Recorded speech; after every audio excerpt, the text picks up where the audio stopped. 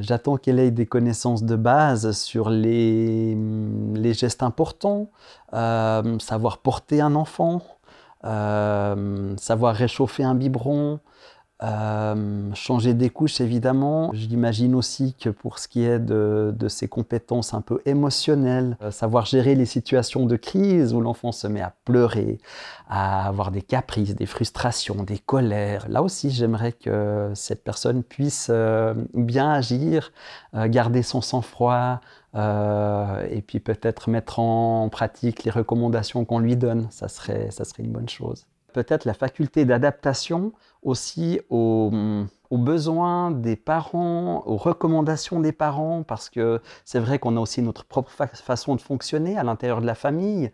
Et puis j'aimerais que cette personne puisse faire les choses telles qu'on le souhaite avec l'enfant. Le petit rituel du coucher peut-être, bien sûr la nourriture, l'interaction avec l'enfant, qu'elle soit là aussi pour le stimuler, pour parler avec l'enfant, qu'il y ait vraiment quelque chose qui se passe et que finalement, un autre enfant puisse dire papa, maman, quand est-ce que la babysitter va revenir? Oui, oui, la motivation, c'est important de sentir que la babysitter ou le babysitter viennent avec le sourire, avec l'envie de passer aussi un bon moment.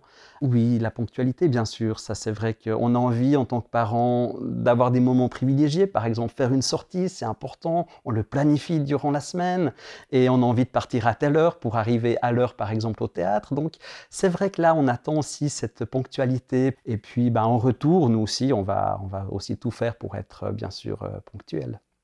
Et je vois qu'il y a vraiment des choses qui nous importent beaucoup, c'est de savoir si l'enfant s'est senti à l'aise, s'il a beaucoup pleuré, si l'enfant a fait sa sieste aussi, elle dort encore beaucoup.